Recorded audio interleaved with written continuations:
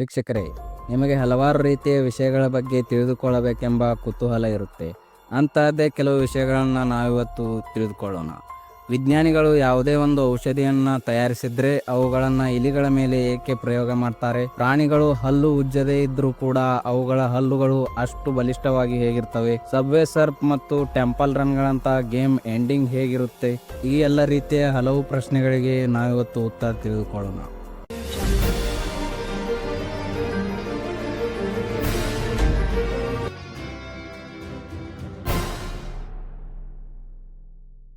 Fact number 1. ವಿಜ್ಞಾನಿಗಳು ಯಾವುದೇ ಒಂದು ಹೊಸ ಔಷಧಿಯನ್ನು ತಯಾರಿಸಿದ್ರೆ ಹಾಗೂ ವ್ಯಾಕ್ಸಿನ್ ತಯಾರಿಸಿದ್ರೆ ಅಥವಾ ಮತ್ಯಾವುದೋ ಪ್ರಯೋಗಗಳನ್ನು ಮಾಡಿದ್ರೆ ಅದನ್ನು ಮೊದಲು ಇಲಿಗಳ ಮೇಲೆ ಯಾಕೆ ಬಳಸ್ತಾರೆ? ಯಾಕಂದ್ರೆ ಜೆನೆಟಿಕ್ಸ್, ಫಿಸಿಯಾಲಜಿ, ಬಿಹೇವಿಯರ್ ಇವೆಲ್ಲ ವಿಷಯಗಳಲ್ಲಿ ಇಲಿಗಳಿಗೆ ಮನುಷ್ಯನಿಗೆ ತುಂಬಾ ಹತ್ತಿರದ ಹೋಲಿಕೆಗಳಿವೆ. ಡಯಾಬಿಟಿಸ್, ಕ್ಯಾನ್ಸರ್ ಹಾಗೆ ಇನ್ನೂ ಅನೇಕ ರೋಗಗಳು ಮನುಷ್ಯನಿಗೆ ಬರ್ತವೆ, ಆದ್ರೆ ಅವುಗಳು ಇಲಿಗೂ ಕೂಡ ಬರ್ತವೆ ಮತ್ತು ಇವುಗಳ ಆಯಸ್ಸು ತುಂಬಾ ಕಡಿಮೆ ಇರುತ್ತೆ. ಇವು ಸುಮಾರು 2ರಿಂದ 3 ವರ್ಷಕ್ಕಿಂತ ಹೆಚ್ಚು ದಿನಗಳ ಕಾಲ ಬದುಕೋದಿಲ್ಲ.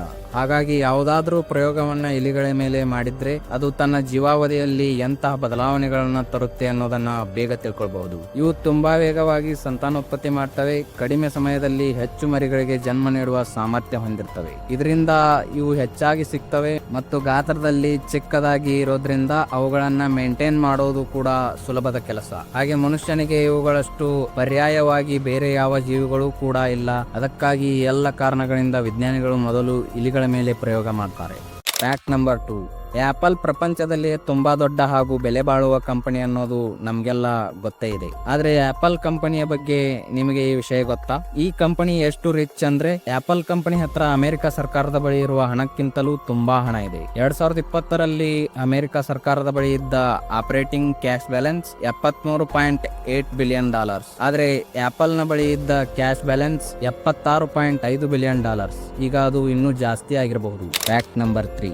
ಚಂಗೀಸ್ ಖಾನ್ ಅನ್ನೋ ಹೆಸರನ್ನ ನೀವು ಹಲವಾರು ಬಾರಿ ಕೇಳೇ ಇರ್ತೀರಾ. ಈ ಮಂಗೋಲಿಯನ್ ಅರಸ 13ನೇ ಶತಮಾನದಲ್ಲಿ ವಿಶ್ವಾದ್ಯಂತ ದಂಡಯಾತ್ರೆಯನ್ನು ಪ್ರಾರಂಭಿಸಿ ಪ್ರಪಂಚದ ಅತಿ ದೊಡ್ಡ ಸಾಮ್ರಾಜ್ಯವನ್ನು ಸ್ಥಾಪಿಸ್ತಾನೆ. ಈತನ ಸಾಮ್ರಾಜ್ಯ ಎಷ್ಟು ದೊಡ್ಡದಾಗಿತ್ತು ಅಂದ್ರೆ ಭೂಮಿಯಲ್ಲಿ 22% ರಷ್ಟು ಭೂಭಾಗ ಈತನ ಕೈಯಲ್ಲಿ ಇರುತ್ತೆ.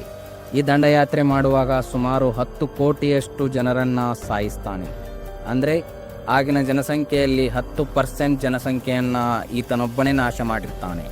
ಆದರೆ ಇಷ್ಟು ಜನರನ್ನ ಕೊಂದಿದ್ದರಿಂದ ಅದು ಪರಿಸರದ ಮೇಲೆ ಎಷ್ಟೊಂದು ಪ್ರಭಾವ ಬೀರುತ್ತೆ ಗೊತ್ತಾ?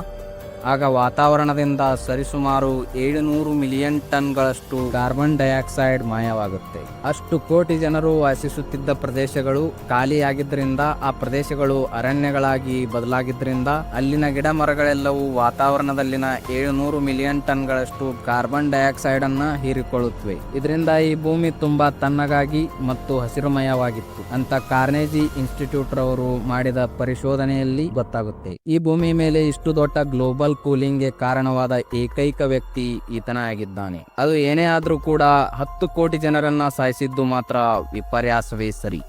Fact number 4. ವೀಕ್ಷಕರೇ, ನಿಮಗೆಂದಾದರೂ ಈ ಅನುಮಾನ ಬಂದಿದೆಯಾ? ಅದೇನೆಂದ್ರೆ ಪ್ರಾಣಿಗಳು ಹಲ್ಲುಜ್ಜದೇ ಇದ್ರೂ ಕೂಡ ಅವುಗಳ ಹಲ್ಲುಗಳು ಆರೋಗ್ಯವಾಗಿ ಹೇಗಿರ್ತವೆ ಅಂತ.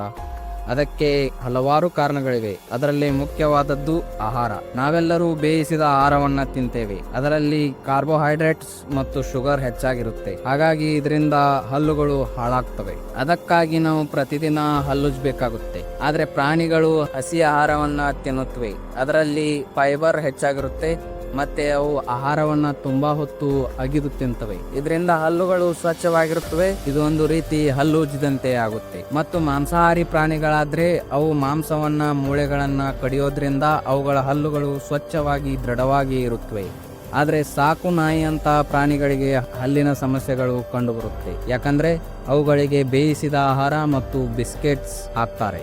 Fact number 5. ನೀವೆಲ್ಲ ಒಂದು ಬಾರಿ ಆದ್ರೂ ಕೂಡ ಸಬ್ವೇ ಸರ್ಫ್ ಮತ್ತು ಟೆಂಪಲ್ ರನ್ಗಳಂತ ಗೇಮ್ಗಳನ್ನ ಆಡೇ ಇರ್ತೀರಾ. ಈ ಗೇಮ್ಸ್ ಬಿಡುಗಡೆ ಆದಾಗಿನಿಂದ ತುಂಬಾ ಪಾಪ್ಯುಲರ್ ಆಗಿವೆ. ಅನೇಕರು ಸಬ್ವೇ ಸರ್ಫ್ ಮತ್ತು ಟೆಂಪಲ್ ರನ್ ಗೇಮ್ಗಳು ನೀವು ಎಷ್ಟು ಹೊತ್ತು ಆಡಿದ್ರೂ ಕೂಡ ಮುಗಿಯೋದೇ ಇಲ್ಲ ಅಂತ ಹೇಳ್ತಾರೆ. ಇದು ಎಂಡ್ಲೆಸ್ ಗೇಮ್ಸ್ ಅಂತ ಹೇಳ್ತಾರೆ. ಅದು ಕೂಡ ಒಂದು ರೀತಿಯ ನಿಜಾನೇ. ಯಾಕಂದ್ರೆ ಈ ಗೇಮ್ಸ್ ಪ್ರೋಗ್ರಾಮರ್ಸ್ ಅದಕ್ಕೆ ಅಂತ ಅಲ್ಗೋರಿದಮ್ ಅನ್ನ ಸೆಟ್ ಮಾಡಿದ್ದಾರೆ. ಇದರಿಂದ ಗೇಮ್ ಆಟೋ ಅಪ್ಡೇಟ್ ಆಗ್ತಿರುತ್ತೆ. ಪ್ರತಿ ಬಾರಿ ಹೊಸ ದಾರಿಯನ್ನ ಕ್ರಿಯೇಟ್ ಮಾಡ್ತಾನೆ ಇರುತ್ತೆ.